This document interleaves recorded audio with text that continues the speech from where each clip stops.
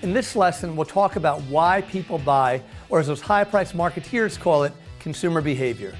I'll teach you the 5 steps consumers go through in making a purchase and how you need to be attuned to them. We'll talk about consumer motivations, and we'll look at a common sense approach for helping your customers with their purchase decisions. Consumer behavior is defined as the steps that make up an individual's evaluation, purchase, and use of the products and services. Pretty simple, right? But as you'll see, consumers' motivations and fears have a substantial impact on the final outcome. The first step of consumer behavior is problem recognition.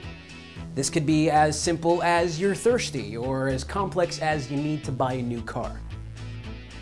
Second, you search for solutions to address your problem or need. Third, you evaluate those solutions from 2 perspectives: internally, based upon your past experiences, and externally, by looking outside yourself. And fourth, after weighing the alternatives, you decide on a course of action. To buy or not to buy? That is the question, with apologies to William Shakespeare. Fifth, after making your purchase, you go through a period of second-guessing yourself. This post-sale period of self-doubt is known as buyer's remorse. Often a consumer recognizes that they have a need as a result of a personal experience. The way that they're feeling, a conversation they've had, an advertisement, an article, or something that's been hanging over their head. Regardless, they now recognize they have a need. In order to fill it, they have to take some type of action. Once the consumer recognizes their need, they begin to look for solutions. The search for solutions is conducted internally and externally. The consumer may have had positive or negative experiences that impact their decision making.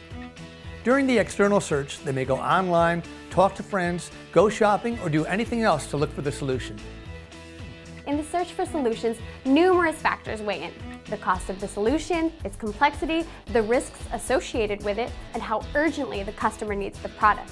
For example, buying a cold drink on a hot summer's day is a pretty easy decision. You're thirsty and your goal is to quench your thirst. The products are inexpensive and you want it now. Whether you buy a Coke, a Pepsi, an iced tea, a Gatorade, or water, it's not a big deal as long as they quench your thirst. It doesn't really matter what you buy. You buy an iced tea, it succeeds at quenching your thirst, but you really didn't like the taste.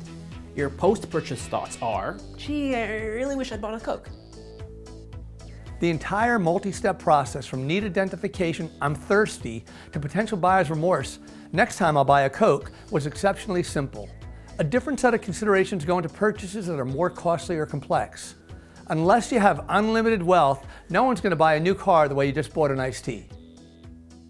Because the cost and the complexity of an automobile purchase is so much greater, a more extensive search for solutions applies.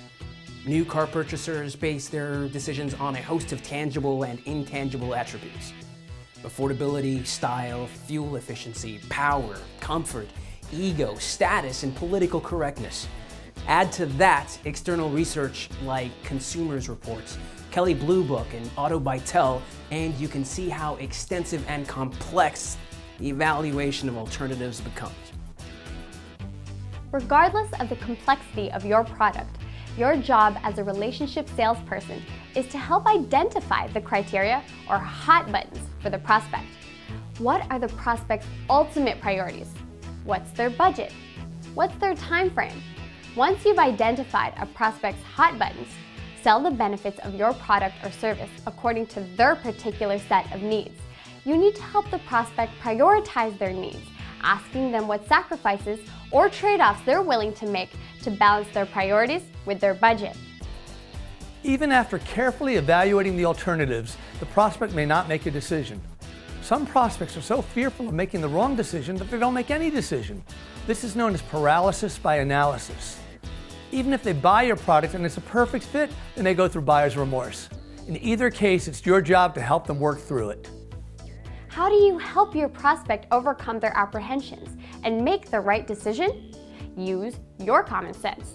Put yourself in their shoes.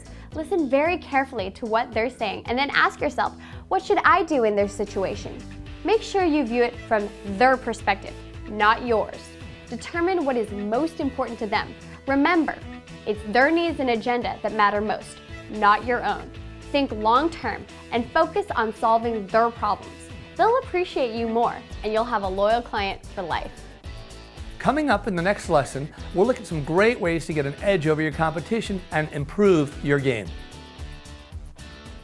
It's quiz time. Let's see what you've learned. Question number 1. Consumer behavior can best be described as the steps that make up an individual's A. Evaluation of products and services, B. The purchase of products and services, C. Use of products and services, or D. All of the above. 10, 9, 8, 7, 6, 5, 4, 3, 2, 1. And the answer is D. All of the above. Consumer behavior is described as the steps that make up an individual's evaluation, purchase, and use of products and services. Question number 2. Which of the following is not a step of consumer behavior? Is it A. Problem recognition, B. The search for solutions, C. A waiting period, or D. Buyer's remorse? 10, 9, 8, 7, 6, 5, 4, 3, 2, 1. And the answer is C. A waiting period is not a step of consumer behavior. Question number 3. When evaluating alternatives, which of the following statements is false? Is it A. Looking within yourself and basing your decision on past experiences is internal evaluation? Is it B. Going online, reading articles, talking with others are examples of external evaluation? Is it C. The process of evaluating alternatives is identical for all products and services regardless of cost? Or D. All of the 3 statements are true? 10, 9, 8, 7, 6, 5, 4, 3, 2, 1. And the answer is C. The process of evaluating alternatives is identical for all products and services regardless of cost is false. Question number 4. Which of these statements about hot buttons is false? Is it A. You must sell the benefits of your product or service according to your prospect's particular set of needs, B. You must tell your prospect what their needs and priorities are, C. You must ask the prospect what sacrifices or trade-offs they're willing to make to balance their priorities with their budget, or D. All of these statements are true? 10, 9, 8, 7, 6, 5, 4, 3, 2, 1. And the answer is B. You can't tell your prospects what their needs and priorities are. Question number 5. What is wrong with this equation? When a relationship salesperson, A, views the challenge from their prospect's perspective, B, determines what is most important to them, C, thinks only short term, and D, then focuses on solving their problems,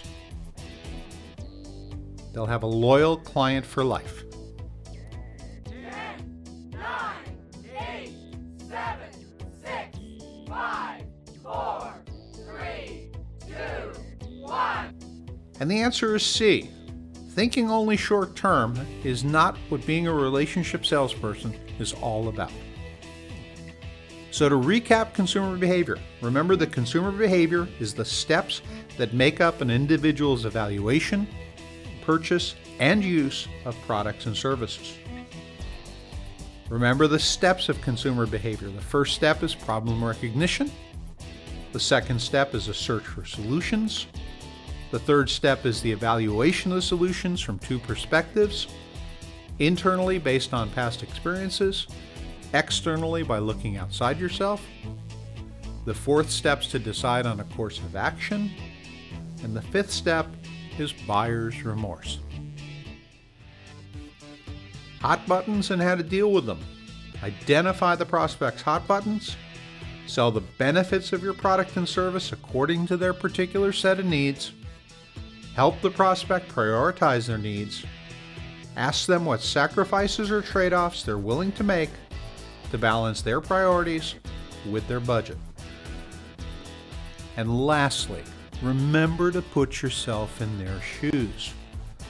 View things from their perspective. Determine what is most important to them. Think long-term. Focus on solving their problems, and you'll have a loyal client for life. Congratulations! You've completed Chapter 2. In Chapter 3, Improving Your Game, you'll learn proven ways to increase your chances for success in both sales and life.